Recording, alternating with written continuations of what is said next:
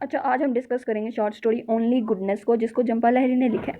ठीक है, अब ये जो शॉर्ट स्टोरी है, सबसे पहले आप इसमें देखेंगे टेक्निक कौन सी यूज़ हुई है।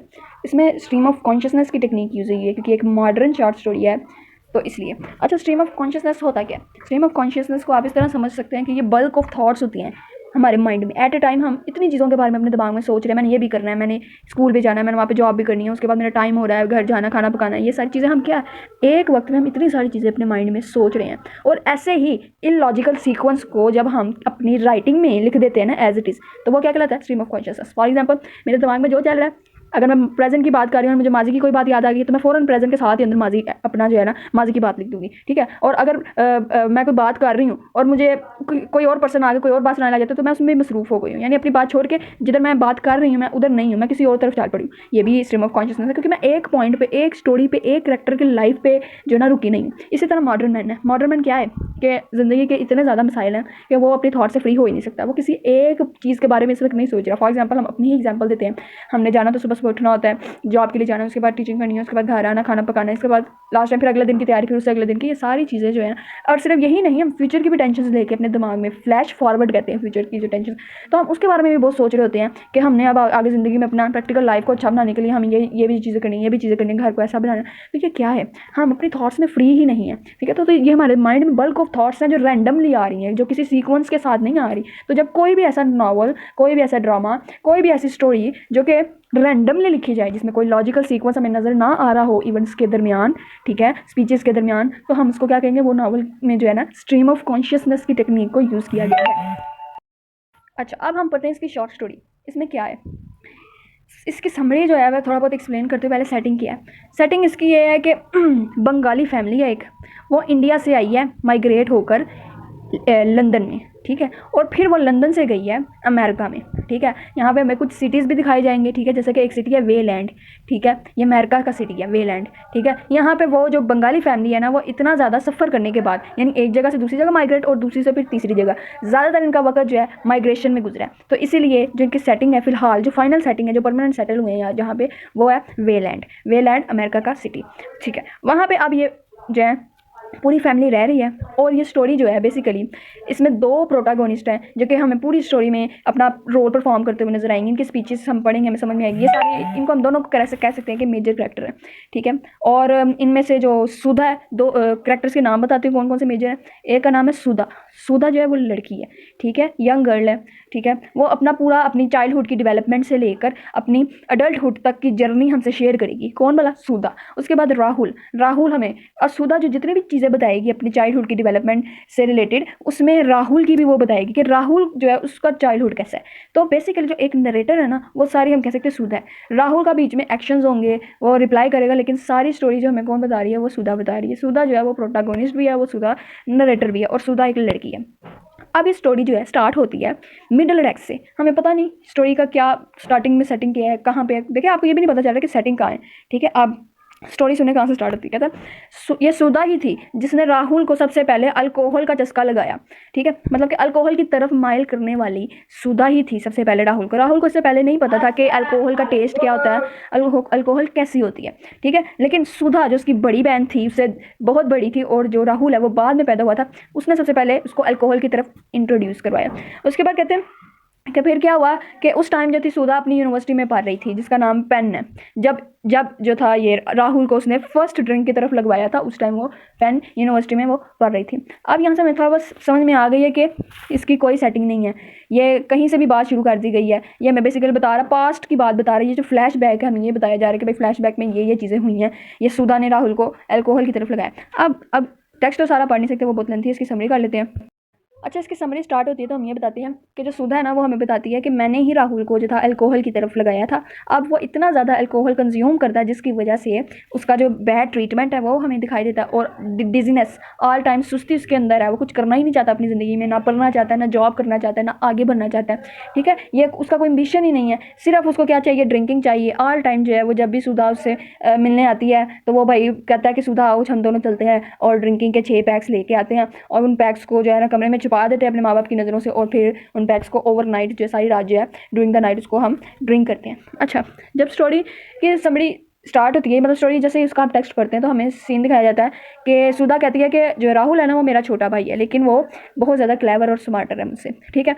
सुधा जो है उस टाइम पेन यूनिवर्सिटी में पढ़ती थी जब राहुल ने फर्स्ट टाइम सुधा के ज़रिए जो थी अल्कोहल ली थी। तो उस टाइम ये पेन यूनिवर्सिटी में सुधा पढ़ती थी, और चूंकि वहाँ पे बहुत सारी लड़कियाँ अमेरिकन कल्चर को देखकर जो थी ना वो ड्रिंक करती थी, तो ये भी जो सुधा थी ना ये भी थोड़ा बहुत ड्रिंक करने करती थी, साथ स्टडी भी करती थी, पब्स भी जाती थी, क्लब्स वगैरह भी जाती थी।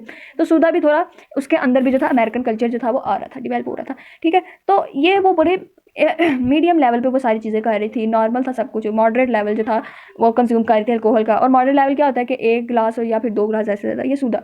लेकिन राहुल ने इस चीज़ को बहुत ज़्यादा अपने सर पर हावी किया।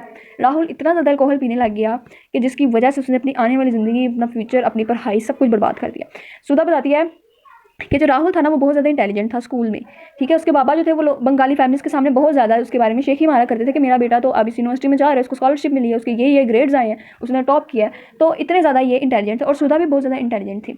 दोनों का हाईएस्ट रैंक हमेशा हमने देखा है, जहाँ जब ये स्कूल में था तो उस टाइम सुधा कॉलेज में थी, ठीक है। तो इसी तरह अब जैसे ये कॉलेज में जाएगा तो सुधा जो है यूनिवर्सिटी चली जाएगी। तो ये सारी चीज़ें वो उसकी बताती है। अब वो कहती है कि राहुल में जो स्कूल के वक्त, स्कूल टाइम जितना भी उसने अपनी स्कूलिंग गुजारी, अच्छी गुजारी, उसके बाबा ने उसको एक गाड़ी लेके दी जब वो कॉलेज फर्स्ट टाइम जब वो था उसका कॉलेज में, जब एडमिशन हुआ उसको कॉलेज लेके जाया गया, तो वो इस तरह बिहेव कर रहा था जैसे हम उसको कुछ लगता ही नहीं, मतलब कि इमोशनलेस था।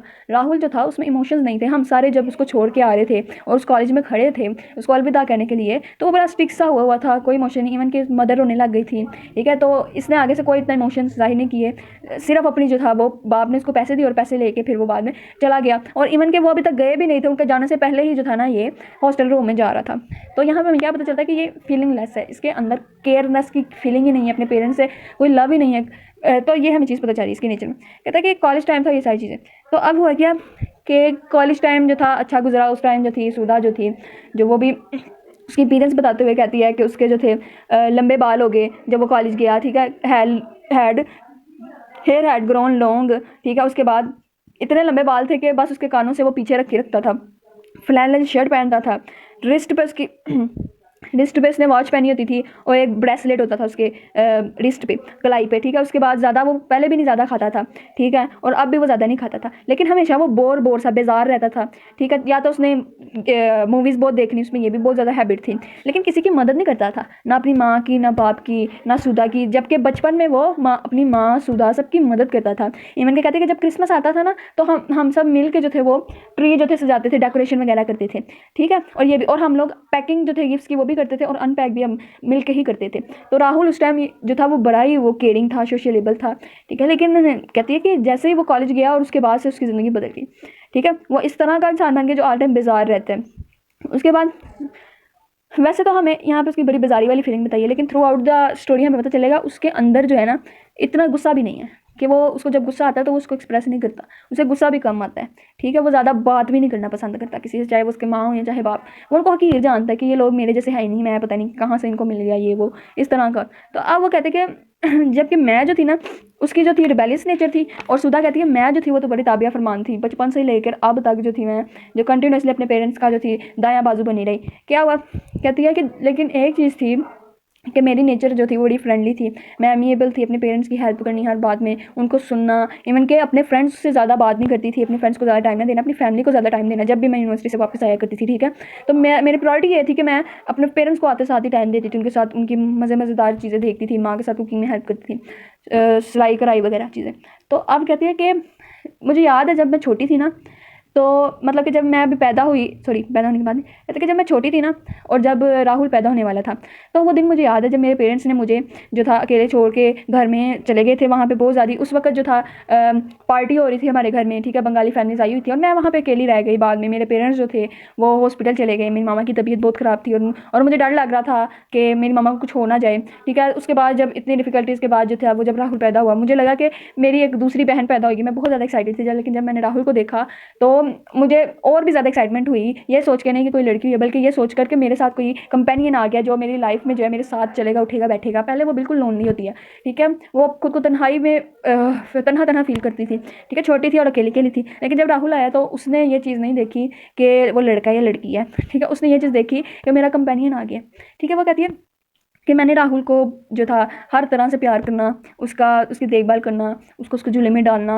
ठीक है, नहलाना, उसको खिलाना, ठीक है, उसको प्यार करना, उसको कहीं लेके जाना। तो मैं राहुल के साथ जो थी ना वो हमेशा ऐसे ही चली, मैं उससे इतनी मोहब्बत करती थी राहुल से, ठीक है। फिर वो ऐसे बात करते करते अपने कहते कि राहुल की जो तस्वीरें थी ना वो पूरे घर में आपको मिलेंगी, वो उसके एल्बम में मिलेंगी। जब राहुल 1 साल का हुआ तो हम सब ने मिल के, मेरे बाबा मामा ने बैठ के मैंने जो थे बर्थडे कार्ड बनाए और वो सारे लोगों को जो था हमने फैमिली मेम्बर्स को और दोस्तों रिश्तेदारों को इन्विटेशन दिया और सब जो थे इनवाइट हुए। और फिर हमने एक तस्वीर खींची और फिर हमने एक एल्बम बनाया बाकायदा तस्वीरों को, जिसमें राहुल की जब वो 1 साल का हुआ तो उसमें तस्वीरें थी हर एक मोमेंट की कि कैसे कैसे वो बड़ा होता गया है, ठीक है। तो कहती है कि मैं जो थी ना जब पैदा हुई थी तो मेरी तब की सिर्फ एक ही पिक है, बहुत मतलब एक इससे मुराद बहुत थोड़ी पिक्स हैं जो कि मिस्टर पाल जो थे ना उन्होंने कहीं से ला के दी थी हमारी फैमिली को। अदरवाइज़ मेरे माँ बाप ने मेरी कोई तस्वीर नहीं रखी थी। कहते जब मैं पैदा हुई थी तब मेरे जो माँ बाप थे वो एक जगह से दूसरी जगह माइग्रेशन कर रहे थे, उनके हालात बहुत ख़राब थे, हमने बहुत पॉवर्टी में अपनी ज़िंदगी गुजारी। इवन कि मेरी माँ जो थी वो जॉब करती थी, ठीक है, और मेरा बाप भी जॉब करता था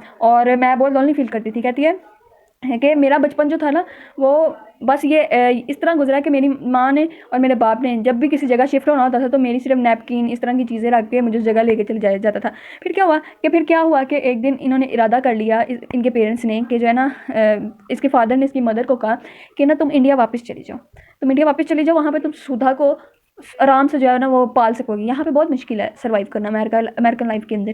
तो क्योंकि क्यों सर्वाइव करना मुश्किल है, क्योंकि यहाँ पे उनको घर नहीं दिए जा रहे थे, उन पे यकीन नहीं किया जा रहा था, ट्रस्ट नहीं किया जा रहा था बंगाली फैमिलीज़ पे, ठीक है। क्योंकि इंडिया से बिलोंग करते थे वो ज़्यादातर अपने लोगों को जो थे वो प्रेफर करते थे हर चीज़ के लिए। तो हमें ये चीज़ भी नज़र आती है। उसके बाद जो है बड़ी मुश्किल से फिर क्या हुआ, एक आदमी मिला मिस्टर पॉल ने कहती है कि हम लोगों को अपना घर दिया। पहले वहाँ पे एक घर में जो थी वो एक टेनेंट रह रही थी, किराएदार रह रही थी, ठीक है। उसके कोई चाइल्ड नहीं थे और अलाउ भी नहीं था, ये इसने अलाउ ही नहीं किया हुआ था कि वो किसी ऐसे किराएदार को घर देगा जिसके बच्चे हों। बच्चे तो अलाउ ही नहीं थे। कहते हैं वो औरत भी अपने घर में ना मोहल्ले के भी बच्चों को नहीं आने देती थी, अपने भी बच्चे उसके नहीं थे, बड़ी अकेले के लिए रहना पसंद करती थी और उसको इन्होंने निकाल दिया और मिस्टर पॉल ने इनकी फैमिली को रख लिया, ठीक है। उस टाइम इनके हालात बहुत ख़राब थे लेकिन मिस्टर पॉल ने इनका बहुत साथ दिया इस पूरी फैमिली का। इवन कि वो सुधा के साथ जो थे वो बड़ा फ्रेंकली ट्रीटमेंट करते थे, उसको लेके जाना, उसको लेके आना। सुधा का जो अच्छा बचपन है ना वो ज़्यादातर मिस्टर पॉल के साथ था और मिस्टर पॉल ही वो पहले शख्स थे जिसने सुधा की थोड़ी बहुत पिक्स को संभाल के रखा था जब छोटी थी। अदरवाइज उसकी कोई मेमोरी नहीं है जो उसकी बचपन की मेमोरी हो तस्वीर की फॉर्म में या किसी भी फॉर्म में। तो वो सुधा ये बताती है। तो एक चीज़ और है, कहती है कि मैं जो थी ना बचपन में जब राहुल पैदा हुआ तो मैं ना उससे जलती थी, ठीक है। राहुल जो था वो बहुत खूबसूरत था, क्योंकि मैं तो उससे मोहब्बत भी कहती है बहुत करती थी, मैंने उसको झूला लगा के दिया, मैं उसको झूले भी देती थी हर तरह से, लेकिन मैं उससे जलती थी, ठीक है। मैं जब पैदा हुई थी तो मैं ना मेरी टांगें मोटी थी और जैसे जैसे बड़ी होती गई ना तो मेरी जो लिम्स थी ना मोटी होती गई, जबकि जो मेरे भाई की लिम्स थी ना टांगें वो बड़ी पतली थी और वो बड़ा खूबसूरत था, मुझसे ज़्यादा अट्रैक्टिव था। राहुल जो था उसका जो कहते हैं कलर जो था वो ब्राउन कलर था, ठीक है, राहुल का, ठीक है। और कहते कि मेरी अम्मी जो थी वो बहुत ज़्यादा बीमार हो गई, उनके बाल जो थे वो वीक हो गए राहुल की बर्थ के बाद, ठीक है।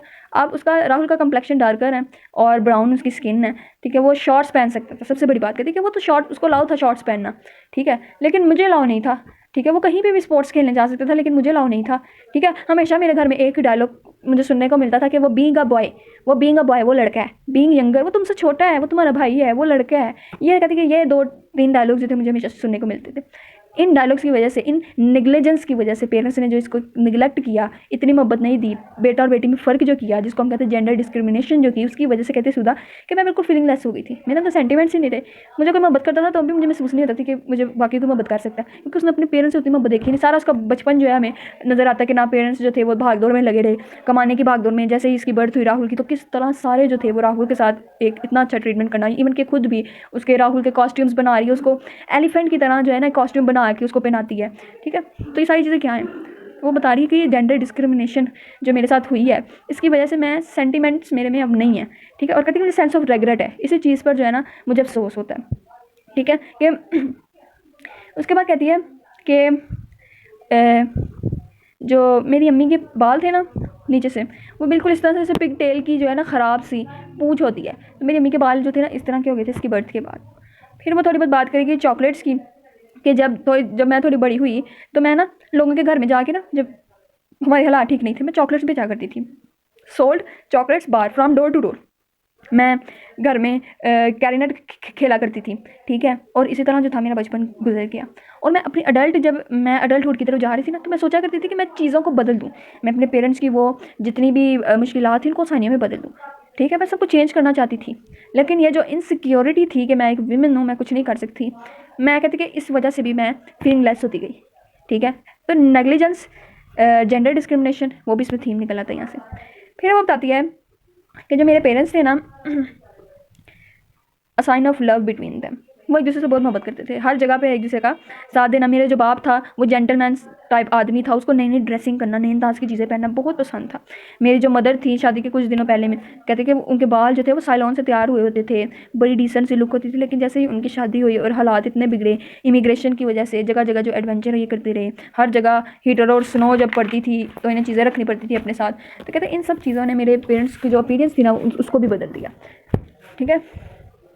अब ये थोड़ा बहुत पेरेंट्स की भी थोड़ी बहुत लाइफ बताएगी कि उन्होंने अपनी ज़िंदगी कैसे गुजारी है। हमने उनके बारे में इतना नहीं पढ़ना, बस हमने ये रखना याद कि बाबा left India to get rich, कि उसका बाप का क्या ड्रीम था, वो इंडिया उसने क्यों छोड़ा। उसने इंडिया इसलिए छोड़ा था क्योंकि वो चाहता था कि मैं अमीर हो जाऊँगा, बाहर के मुल्क जाकर, अमेरिका, लंदन, इन जैसे स्टेट्स में जाके मैं अमीर हो जाऊँगा। और उसकी जो माँ थी, और उन्होंने बगैर सोचे समझे उसकी मामा ने उसके बाबा से शादी कर ली, सोचा ही नहीं कि फ्यूचर में वो क्या करेंगे, ठीक है। और ये इनकी जो लक है, ये इसकी वजह से इन्होंने सारी ज़िंदगी बहुत ज़्यादा सफ़र किया। और सिर्फ इन्होंने नहीं, सुधा ने भी बहुत ज़्यादा सफ़र किया। उसे मोहब्बत नहीं मिली जो मोहब्बत से चाहिए, उसे केयर नहीं मिली, उसकी बचपन की कोई भी याद उसके माँ बाप ने नहीं संभाली। इवन के कहती है कि मुझे तो उस तरह जो था आसाइशों में मुझे टी शर्ट पहनना अलाउ नहीं किया गया, ठीक है, मुझे खेलना अलाउ नहीं किया गया, मुझे दोस्तों के साथ घूमना अलाउ नहीं किया गया। तो ये सारी जेंडर डिस्क्रिमिनेशन भी साथ साथ बताती है। उसके बाद कहते हैं एंड अदर्स, फिर बताती है कि जब मेरा दूसरा सेमेस्टर यूनिवर्सिटी में गुजरा तो फिर मैं वेलैंड चली गई, वेलैंड वापस आ गई एक हफ्ते के लिए। उसके माँ बाप अब कहाँ रह रहे हैं, वेलैंड रह रहे हैं, WAYLAND। अब उसके माँ बाप वेलैंड रहे, कहते कि मैं जब भी सेमेस्टर खत्म होता मैं माँ बाप के पास चक्कर लगाती हूँ, थोड़ा वक्त वहाँ पे गुजारती। लेकिन मैं देखती थी, मैं जब भी वापस आती मैं अपने पेरेंट्स में जो थी इन्वॉल्व हो जाती थी, जबकि राहुल जो था ना वो अपने माँ बाप के पास नहीं बैठता था। राहुल जो था वो कभी अंदर बाहर, कभी रेस्टोरेंट जाएगा, कभी डिनर पे बाहर चलेगा, कभी दोस्तों के साथ, कभी सोता रहेगा सारे दिन, लेकिन वो अपने पेरेंट्स को टाइम नहीं देगा। उनसे बात भी कहते हैं कि बात भी बहुत कम करता था। राहुल की ये जो बिहेवियर में जो तब्दीलियाँ आ रही थी ना, इसकी वजह से सुधा बहुत परेशान थी, क्योंकि सुधा को पता था कि ये अल्कोहल बहुत ज़्यादा कंज्यूम करने लग गया, जबकि उसके पेरेंट्स को बिल्कुल नहीं पता था कि ये ऐसी हरकतें करने लग गया, ठीक है। इसने ज़्यादा कंजम्पशन लेना शुरू कर दिया, ज़्यादा एडिक्टिव हो गया ड्रग का। तो जब उसे सुधा जो थी ना, उसे ये चीज़ बहुत परेशान करती थी, क्योंकि उसको पता था ट्रुथ भी यही है। कहता है कि वो अपने आप को ना सबसे अलग रखता था, अलोन टाइप, बैड मूड, हमेशा किसी ना किसी ज़रूरत में बाहर जाना, ठीक है, फॉरेन फिल्म्स देखने चले जाना, ठीक है। और इवन के कभी उन दोनों की बचपन में लड़ाई नहीं हुई थी, लेकिन फिर जो उसका जो इतना बिगड़ने वाला रवैया रहने लग गया, उसकी वजह से इनमें लड़ाइयाँ भी शुरू हो गई, ठीक है। अवॉइडेंस भी, एक दूसरे को अवॉइड करना, वो भी नापसंद करना एक दूसरे को, ये भी चीज़ होगी। लेकिन सुधा ने कभी राहुल को नापसंद नहीं किया, वो बड़ी कॉन्शियस और एक बड़ी बहन का रोल प्ले करती रही एंड तक, ठीक है। वो बड़ी केयरिंग थी अपने ब्रदर की तरफ, क्योंकि उसके लिए वो एक कंपेनियन भी था और उसने उसको बिल्कुल अपनी मदर की तरह समझो पाला है, वही एक तरह से उसकी मदर थी, ठीक है। उसके बाद क्या है, राहुल की एजुकेशन आ गई, राहुल ने जी स्कूल कंप्लीट किया, कॉलेज चला गया, कॉलेज में एडमिशन हुआ, ये सारी चीज़ें हो गई जो हमें फ्लैशबैक में स्टोरी बताएगी, जो मैंने पहले बता दी सारी बातें, हो यही रहा है। उसके बाद कहते हैं कि राहुल ने ना जैसे ही वो यूनिवर्सिटी गया, उसने अपनी स्टडी छोड़ दी, ठीक है। पहला ग्रेड जो आया था वो उसका काबिल कबूल था, बी, ठीक है, बी आया। फिर कहते कि आहिस्ता आहिस्ता B- आया, फिर आ गया C ग्रेड। और अब जो उसकी सूरत हाल है, उससे सब डर रहे हैं कि ये राहुल जो है उसका बिहेवियर चेंज हो गया है, पढ़ता नहीं है। इसके पेरेंट्स उसको फोर्स करते हैं कि उसको कहो कि अपनी जो है पढ़ाई पे ज़्यादा फोकस करे। वो जब भी बात करती है राहुल से तो राहुल चिढ़ता है और वो कहता है मैं नहीं पढ़ना चाहता, मुझे वो प्रोफेसर हेट करता है, इसलिए उसने मुझे मार्क्स नहीं दिए और फेल कर दिया, लिहाजा मैं अभी छुट्टियों पे हूँ, अभी मैं तुम्हें नहीं बताता। और सुधा बहुत टेंशन में, क्योंकि उसको तो पता है कि ये अल्कोहल ज़्यादा कंज्यूम करता है, इसने पढ़ना छोड़ दिया है। इवन तक कि ये राइटिंग करता था, ये एक अच्छा राइटर बन सकता था, लेकिन इसने उस पर भी फोकस नहीं किया। कहती है इसको गाड़ी, कहती है मैं जब भी यूनिवर्सिटी से वापस आती थी ना, मतलब छुट्टियां गुजारने घर, चूँकि ये जो थी वो लंदन पढ़ने गई हुई थी, ये लंदन की यूनिवर्सिटी पेन में। तो जब भी वापस आती थी तो कहती है कि ये मुझे सिर्फ एक ही बात करता था, चलाओ बाहर चलें, अल्कोहल के पैक्स लेने चलती हैं, ठीक है। और मैं हमेशा जो थी ना वो मान जाया करती थी, क्योंकि मैं ही वो थी जिसने अल्कोहल पे इसको इंट्रोड्यूस करवाया, तो मैं माइंड नहीं करती थी, ठीक है। लेकिन जैसे जैसे कहते हैं कि उसकी आदतें बिगड़ती गई, वो स्मोकिंग भी करता रहा, ठीक है। मैं जो थी मैं पढ़ती भी थी, मैं पब्स भी जाती थी, मैं अल्कोहल भी बहुत कम मॉडरेट लेवल, नॉर्मल लेवल की पीती थी, मैं से ज़्यादा नहीं। लेकिन उसकी जो एक्सेस हो गई, राहुल ने जो जितनी एक्सेसिव यूज़ करने लग गया वो ड्रग का, उतना ही उसके लिए नुकसानदेह हो गया। उसके बाद वो बताएगी कि राहुल जो था ना, असल रीज़न क्या थी, कि राहुल जो था वो जलता था सुधा से। ठीक है। वो हर एक बंदे के ऊपर अपनी अथॉरिटी शो करने की कोशिश करता था, कहता था तुम लोगों ने मेरी ऐसी तरबियत ही नहीं की, तुम लोगों ने मुझे सही पाला नहीं है, तुम लोगों ने मुझे ये ज़रूरियात ज़िंदगी नहीं दी जो मैं चाहता हूँ, ठीक है। अब वो सारी बातें किससे कर रहा है उसको ये भी नहीं पता। हालांकि सुधा को पता है कि उसके और उसके माँ बाप ने सबसे ज़्यादा मोहब्बती राहुल को की है, उससे सारी साइशें दी हैं, उसके लिए पार्टीज़ हुई हैं, बंगाली फैमिलीज़ को कहाँ कहाँ से बुलाया गया, जब फर्स्ट ईयर का हो गया इस तरह गया, तो ये सारी बातें। इवन कि रेपुटेशन भी उसकी माँ बाप ने हमेशा बात राहुल की है। फिर क्या हुआ कि एक दिन ऐसा आया कि उसने कॉल की राहुल ने आधी रात को सुधा को, कहता है कि मैं अरेस्ट हो गया हूँ, मैं इस वक्त पुलिस स्टेशन में हूँ, अकेली आना मुझे छुड़वाने और घर से $300 लेके आना। तो वो अब सुधा जो थी वो परेशान होगी, गाड़ी की चाबी जो थी उसके बाप की जेब में थी, अब वो अकेली आ भी नहीं सकती थी, लिहाजा उसने अपने बाप को उठाया और बाप को साथ लेकर पुलिस स्टेशन की तरफ रवाना हुई। वहाँ पे पुलिस स्टेशन में उसने अपने बाप को अंदर नहीं जाने दिया, सिर्फ इसलिए ताकि उसके बाप की जो है ना डिसग्रेस ना हो, जलील ना हो, लोग उसको बुरा बुला ना कहें कि तुम तो बड़ा कहते तुम्हारा बेटा ये है वो है, तो अब तुम्हारा बेटा जेलों में जा रहा है, अल्कोहल का यूज़ करने लग गया, इस तरह का। तो वो इस डिसग्रेस से अपने बाप को बचाने के लिए ना अपने बाप को कहती है कि तुम आप गाड़ी में रहे, मैं छुड़वा के लेता। और वो फिर क्या होता है कि जब जाके देखती है तो उसमें जो राहुल होता है ना बिल्कुल ही अपनी गलती पर शर्मिंदा ही नहीं होता, ठीक है। वो इतना स्टिफ उसका फेस होता है, ठीक है, और वो आराम से देख रहा होता है और कोई रिएक्शन नहीं है। और फिर जो है अपने बाप के साथ बैठ के गाड़ी में खा रहता है, पूरे रास्ते कोई बात नहीं होती। अगले दिन जो है उसकी माँ जो है राहुल से पूछती है कि तुमने ये क्या हरकत की है, ठीक है, तुमने हरकत क्यों की है, जिस पे वो थोड़ी बहुत अपोलोजाइज भी कर लेता है, कहता है कि मैं फिर नहीं करूँगा। लेकिन उसकी माँ जो है माँ ही कहती है ना, तो माँ बाद में बताइए ब्लेम करती है, माँ ब्लेम करती है कि ये जो अमेरिकन पुलिस स्टेशन या अमेरिकन पुलिस मैन है ना, अमेरिकन कॉन्स्टेबल्स जो हैं, इनका तो बस ये ड्रामा है कि जिस भी इंडियन को देखा उसको पकड़ के गाड़ी में डाल दी, क्योंकि वो उनके मज़हब से नहीं ना मैच होता, वो उनके कलर कम्बिनेशन से मैच नहीं होता, वो उनके कौम का हिस्सा ही नहीं है, वो इंडियन है, वो फॉरेन है, वो सेपरेटेड पर्सन है, उन जैसा तो है ही नहीं। तो इसलिए ये लोग जानबूझ के ना, ये जो अमेरिकन कल्चर है ये जानबूझ के जो है ना इंडियंस के साथ बैडली ट्रीट करता है। क्या हुआ है, मेरे बच्चे ने सिर्फ जो था 24 मीलों का सफ़र जो है वो 1 घंटे में तय कर लिया गाड़ी तेज़ चला के, ठीक है। तो क्या हो गया, ये कोई बड़ी बात, उसने कोई किसी को नुकसान थोड़ी दिया, उसने किसी को मारा थोड़ी है, कोई एक्सीडेंट थोड़ी ना हुआ है, इसी बात पे लेके पकड़ के ले गए हैं और फिर फाइन पे करना पड़ गया उनको $300, ठीक है, ये की बात है। लेकिन सुधा और उसका बाप ये जानते थे कि अमेरिकन कांस्टेबल्स की कोई गलती नहीं है, ठीक है, क्योंकि यहाँ पे गलती उनके बेटे की थी। बाप को थोड़ा पता था लेकिन बाप बोला नहीं था बीच में। लेकिन माँ का ये जो इग्नोर करना अपने बच्चे की गलती को, इस चीज़ ने भी बढ़ावा दिया राहुल को गलत काम करने में। अगर वो स्टार्टिंग से ही पकड़ लेती तो वो गलत काम ये शायद ना होता दोबारा। लिहाजा जो था राहुल इस चीज़ से बहुत शर्मिंदा भी हुआ, शर्मिंदा नहीं हुआ, सॉरी शर्मिंदा नहीं हुआ, मतलब बाज आ गया, उसने प्रॉमिस कर लिया कि आइंदा नहीं करूँगा। और आज के बाद जो था वो कभी पुलिस स्टेशन वगैरह इन चीज़ों के चक्कर उनको नहीं लगाने पड़े। लेकिन जो सुधा थी ना वो अभी भी डरी हुई थी।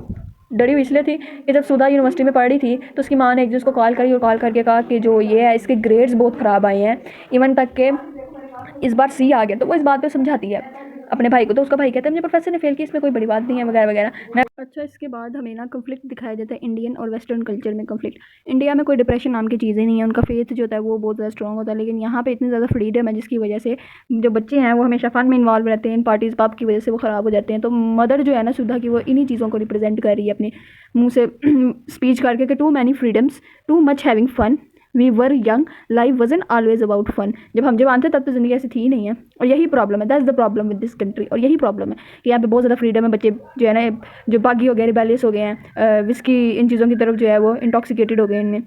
फिर कहते हैं कि सुधा कहती है डिप्रेशन का तो लफ्ज़ ही ना मेरे माँ बाप को नहीं पता था कि डिप्रेशन नाम की भी कोई चीज़ है। वो कहते थे कि डिप्रेशन जो है ना अंग्रेज़ी म्यूज़िक का वर्ड है, तो अंग्रेज़ों को ये इनको होता है क्योंकि ये लोग जो है काम ऐसे करते हैं, इनको बहुत ज़्यादा टेंशन है, लिहाजा हमें तो कोई टेंशन नहीं है। लेकिन कहता है फिर यहाँ पे सुधा बताती है कि इवन के जब हम छोटे थे ना तो डिप्रेशन तो हम तब से हमारे साथ ही है, लेकिन हमारे माँ बाप जो है उनको पता ही नहीं है किस तरह, क्योंकि जब हम स्कूल जाते थे तो अमेरिकन यानी वाइट जो चिल्ड्रन होते थे वो बैड ट्रीट करते थे हमें, ठीक है, हमें धक्का देना, ठीक है, हमसे बैड ट्रीटमेंट करना। तो ये वो क्या यहाँ पे बताती है, कहते कि देवर बॉक्सेस टू अस, वो हमसे लड़ते थे जो अमेरिकन बच्चे थे। तो बेसिकली यहाँ पे एक चीज़ और नज़र आ रही है कि इनके माँ बाप को ये भी नहीं पता था कि इनके साथ स्कूल में, कॉलेजेस में और यूनिवर्सिटीज़ में वेस्टर्न्स किस तरह का ट्रीटमेंट इनके साथ करते आ रही हैं, ठीक है।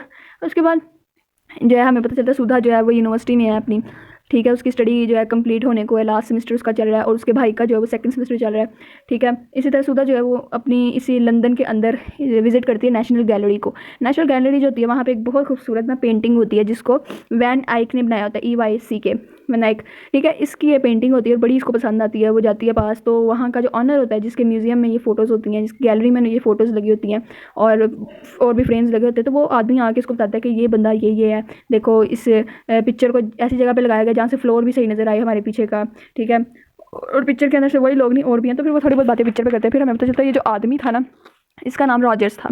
ये बड़ा डीप इंसान है, डेप्थ में जाके चीज़ों को सोचना।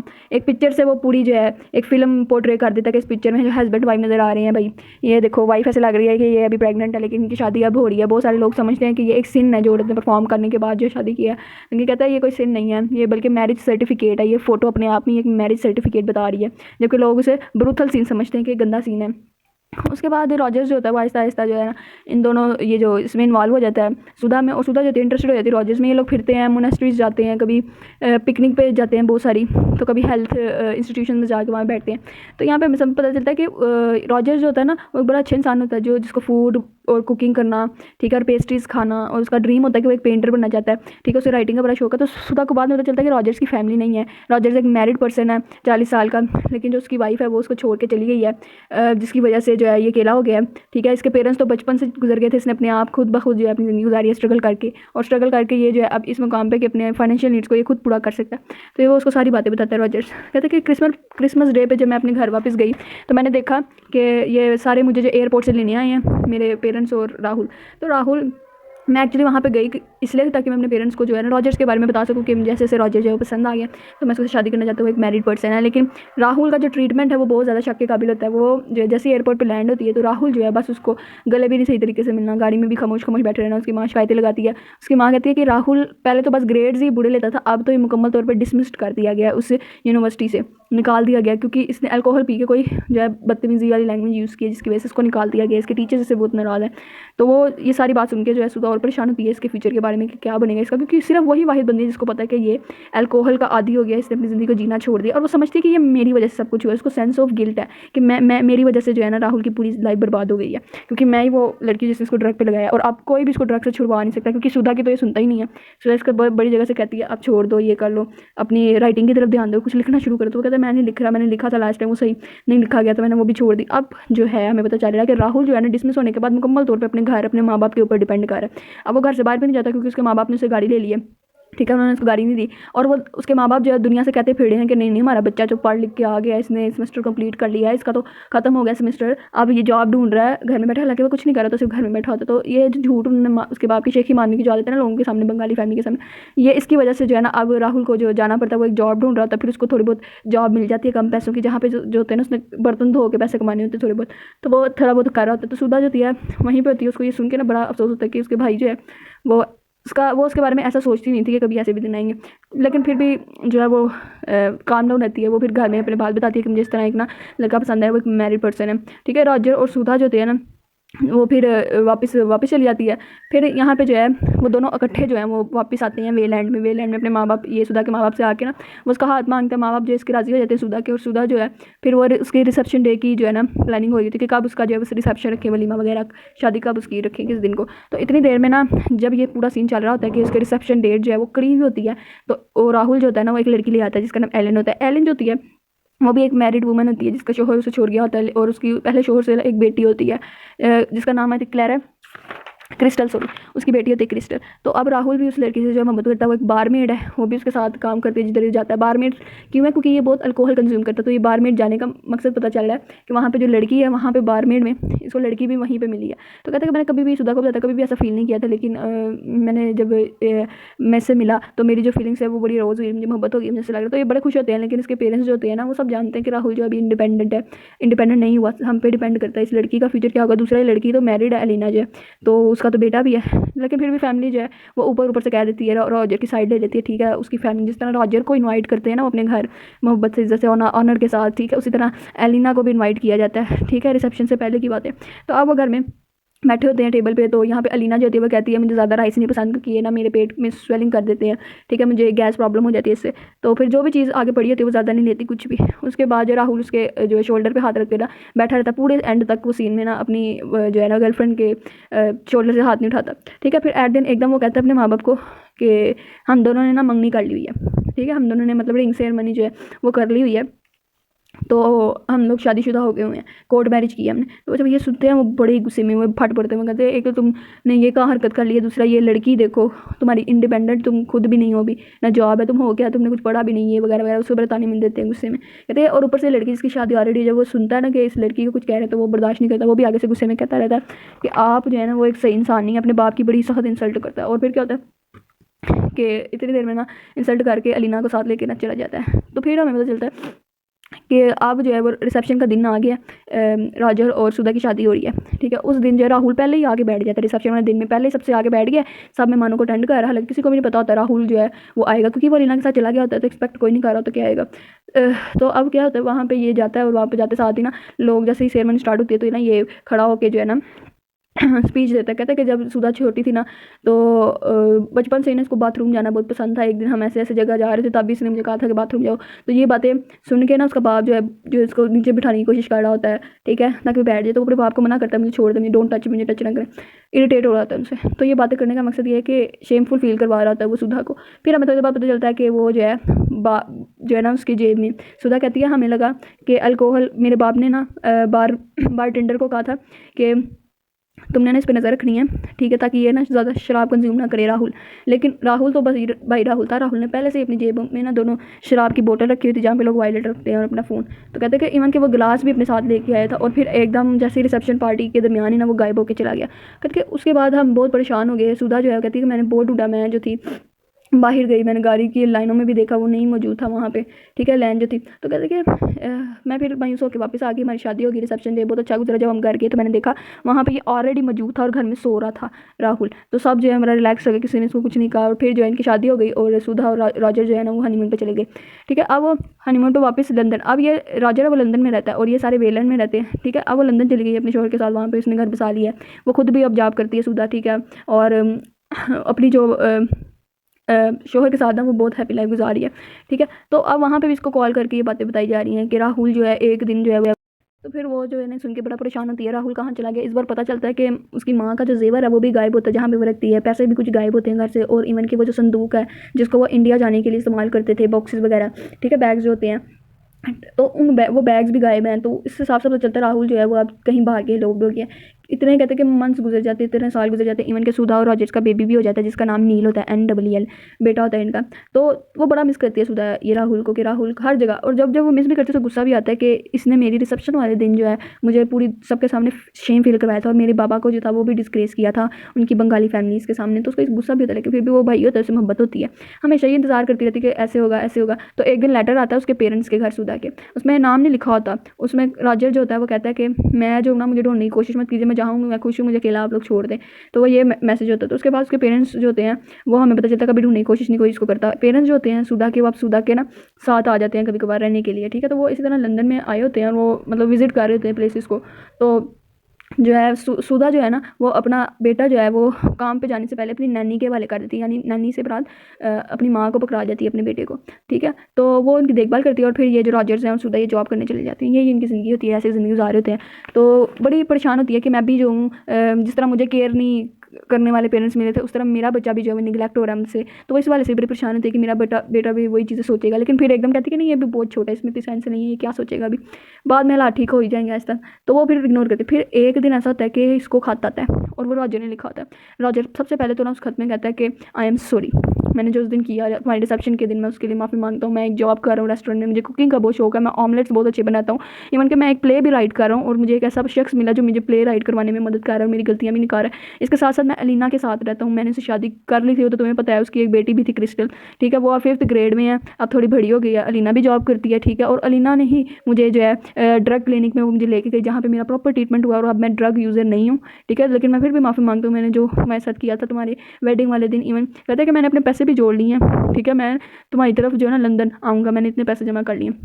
तो ये जब सुधा देखती है वो बड़ी खुश होती है कि उसके भाई ने इसको किया है, खत लिखा है। उसके बाद वो रिप्लाई देती है, मेरा बेटा हो गया हुआ है, मेरे बेटे का नाम नील है, ही इज़ 10 months ओल्ड, 10 माह का है, वो तुमसे मिलना चाहता है, तुम जब भी आओ ना मतलब मिलना। तो वेलकम उसको मतलब करती है, और जब वो उसके घर जाता है तो वो बड़ा खुश होती है कि वो उसके घर में आया है। ठीक है, अब वो आते साथ ही अपनी सारी अटेंशन जो है ना उनके बेटे नील को देता है, क्यों, उसे बड़ा प्यार करता है। अब सुधा को पता चलता है कि उसने शराब पीना भी छोड़ दिया, इवन कि वो 2-3 दफ़ा खुद अपने टेबल पे उसके सामने शराब रखती है, खुद जो थी पीती भी है, लेकिन देखती है कि वो रॉजर जो है वो कॉफ़ी ले रहा है, कभी जूस पी रहा है, लेकिन वो शराब को हाथ नहीं लगा रहा। तो इतना ज़्यादा उनकी नज़र में ये ट्रस्ट बना लेता है अपना, राहुल जो होता है अपना ट्रस्ट बना लेता है, शराब नहीं पीता। अब बताता है कि मैं अपनी लंदन लाइफ को डिस्कस करते कहते कि जो क्रिस्टल है वो इस तरह कॉलेज जाती है, मैंने उसको कुकिंग सेट खरीद के देना है, ठीक है, उसको बहुत पसंद है मेरी तरह कुकिंग करना, ठीक है, और उसने अपने वायलेट में अपनी बेटी की पिक्चर रखी हुई है, लेकिन उसके वायलेट में अलीना की कोई पिक्चर नहीं है। सुधा जो होती है वो ये पूछने की जरूरत भी नहीं करती कि तुम लोग अपनी क्यों नहीं औलाद करते, मतलब अब तुम तो मैरिड हो तो तुम्हें अपनी औलाद के बारे में सोचना चाहिए, तो वो ऐसा सवाल नहीं करती उससे, ठीक है। उसके बाद क्या होता है कि ये जो है ये सारे बड़ा पिकनिक म्यूजियम जा रहे होते हैं साथ, तीनों मिलके, रॉजर, ये और राहुल जो है और साथ नील। तो ये जो नील की बड़ी केयर कर रहा होता है पूरे रास्ते राहुल जो है, जितने दिन भी वहाँ पे रहता है। फिर एक दिन क्या होता है, एक दिन ये उनको कहता है रॉजर और सुधा को कि तुम लोग तुम्हारी इतनी देर हो गई शादी को और तुम लोग कोई मूवी देखने थिएटर तक नहीं गए, तुम्हें याद भी है तुम लोग पहले कब गए थे माजी में। तो फिर उसकी बीवी उसको याद दिलाती है, सुधा जो है कहती है हाँ ऐसे गए थे वगैरह वगैरह, तो बहुत देर हो जाती है। बड़ा इंसिस्ट करने पर ना सुधा जो होती है, सॉरी, बड़ा इंसिस्ट करने पर ना वो मान जाता है रॉजर। रॉजर कहता है ठीक है, तो कह रहा है हमें इतनी देर हो गई, आओ हम जो है ना मूवी देखने चलते हैं। तो फिर जो है ना वो इंसिस्ट कर रही थी कि नहीं जाते ना, ज़रूरत क्या है जाने की, तो फिर एट दिन मान जाते, रॉजर की वजह से वो मान जाती है। तो रॉजर का इतना ज़्यादा ट्रस्ट होता है राहुल पे करना, ठीक है, वो एक्चुअली बता रहा था कि वो जो है ना बड़े ट्रस्ट कर चुकी हैं, अब राहुल जो बिल्कुल बदल गया है, उनके काबिल ट्रस्ट है।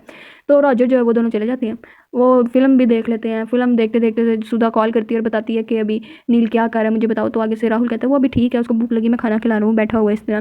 तो वो रास्ते में थिएटर से वापस आते आते ना ब्रेड वगैरह इस तरह की चीज़ें लेके ना जब घर की तरफ आते हैं तो ना उनको जो है ना पानी की आवाज़ आती है, टब में पानी चाह रहा है, बाथ टब में।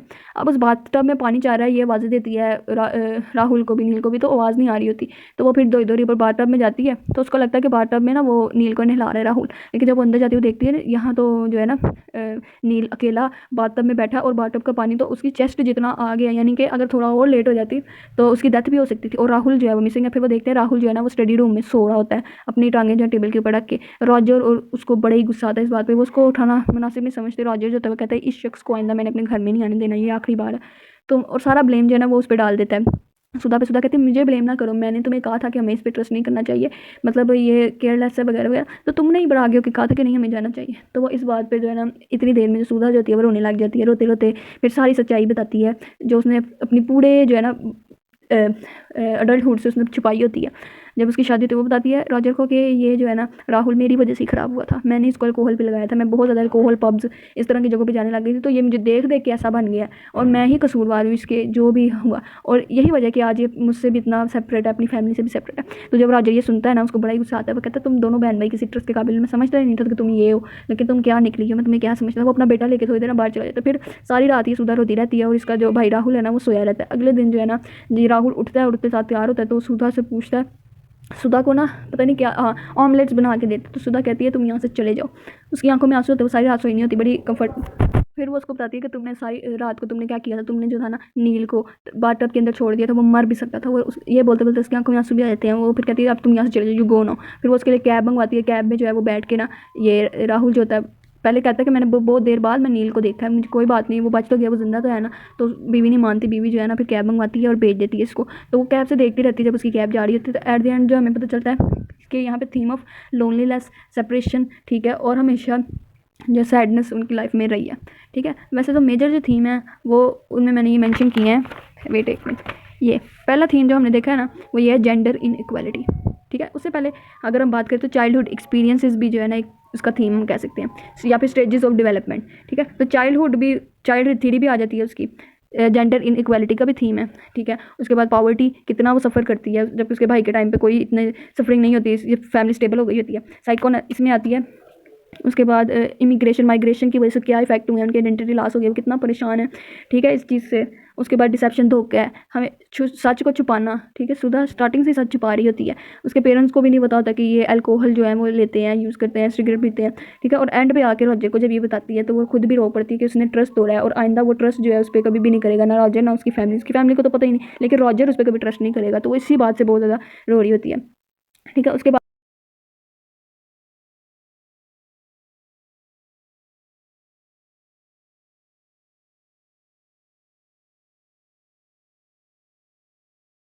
और सबसे मेजर जो थीम है वो क्या है, अल्कोहलिज्म है इसमें, ठीक है। इसमें इंटॉक्सिकेशन है एक्सेसिव लेवल की, हद से ज़्यादा जब इंसान इंटॉक्सिकेटेड हो जाता है, वो इरिटेट हो जाता है, वो इंट्रोवर्ट बन जाता है, उसको ज़ाहरी दुनिया से कोई मतलब नहीं रहता, उसको बस अपने ही दुनिया में मगन वो रहता है। ठीक है, तो यहाँ पे सारी लाइफ जो है वो हमें सुधा के थ्रू दिखाई जा रही है, राहुल की। ठीक है, और राहुल की भी, और साथ साथ सुधा अपनी लाइफ भी बता रही है और कंट्रास्ट भी बता रही है कि कितना फ़र्क था उसकी चाइल्डहुड से लेकर एडल्टहुड तक, और कितना फ़र्क है राहुल के चाइल्डहुड से एडल्टहुड तक जो है लाइफ में, दोनों की लाइफ में कितनी ज़्यादा डिफरेंसेस हैं। और एट द एंड भी हमें जो मेजर थीम मिलता है वो अपनी फैमिली से क्या होता है, सेपरेट ही जीता है। ठीक है, उसकी फैमिली भी अलग है, सुधा भी अपनी ज़िंदगी में अलग है, राहुल की फैमिली भी अलग है। ये सेपरेशन